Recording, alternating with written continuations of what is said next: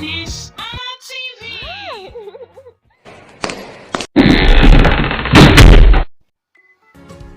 Ekele ọma nụ nnọọ ụmụ akwụkwọ mara mma, unu adịkwa njikere? Isiokwu anyị taa bụ ebe dị iche iche. Ebe dị iche iche, ngwa kwuo ya. Ebe dị iche iche, ndewo. Today we are going to be learning different places and what they are called. And different places in Igbo is ebe dị iche iche. That is names of places. Ebe dị iche iche, ndewo. Nke izizi bụ gịnị? Ụlọ akwụkwọ. Ụlọ akwụkwọ, school. Ụlọ akwụkwọ, ngwa kwuo ya. Nke a bụ ime ụlọ akwụkwọ. Inside school, that is class. Ụlọ ụka. Ụlọ ụka, church. Ụlọ ụka.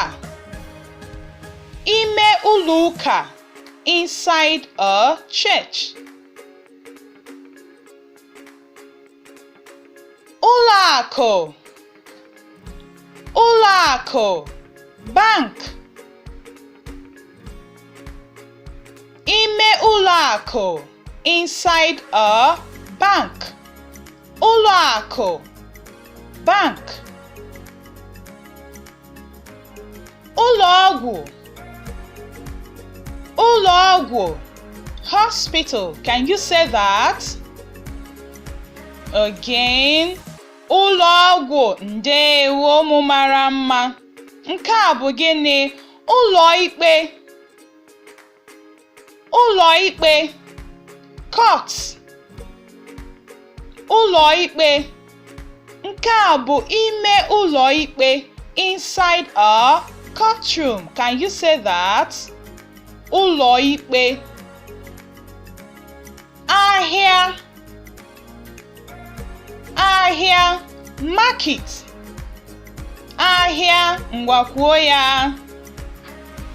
Ndewo ụmụ mara mma. Ugbo. Ugbo, farm. Ugbo, can you say that? Ugbo, ndewo. Ụlọ onyonyo. Ụlọ onyonyo, cinema. Nke a bụ gịnị?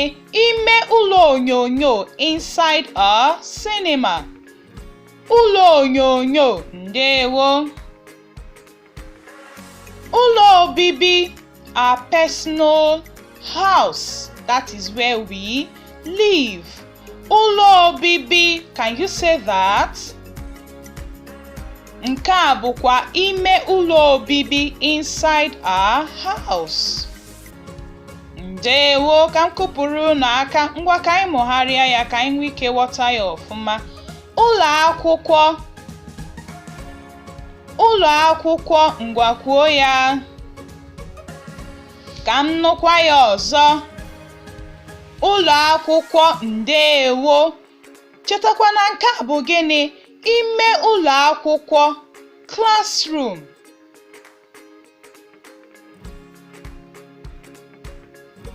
Ụlọ ụka. Ụlọ ụka, ngwa kwuo ya. Ndewo, anyị sị na nke a bụ gịnị?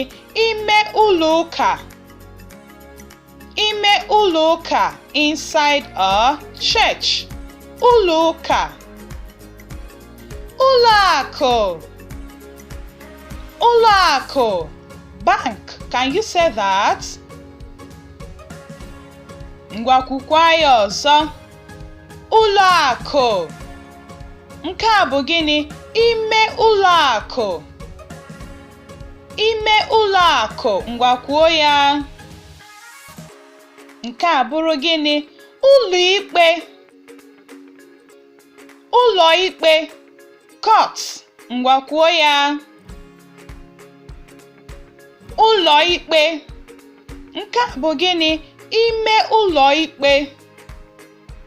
Ime ụlọ ikpe, ọkwa ị na-afụ ọka ikpe na ndị otu ya. Ndewo. Ahịa. Ahịa, ọkwa ị na-afụ ndị na-azụ ahịa. Ahịa, market. Can you say that? Ndewo. Anyị ga-eji nke a gụọ egwu. Ugbo farm. Ugbo farm. Ugbo farm. Ndewo, ụmụ mara mma. Ụlọ onyonyo. Ụlọ onyonyo. Cinema. Ngwa kwuo ya. Nke a bụ gịnị? Ime ụlọ onyonyo. Inside a cinema. Ụlọ onyonyo. Ụlọ obibi. Ụlọ obibi. A personal house where we live. Ụlọ obibi. Ngwa kwuo ya. Ụlọ obibi. Nke a bụkwa gịnị? Ime ụlọ obibi. Ndewo ụmụ mara mma ka m na-akụpụrụ n'aka. Ngwa n'ebe a ka anyị ga-akwụsị ka ọ dị mgbe ọzọ.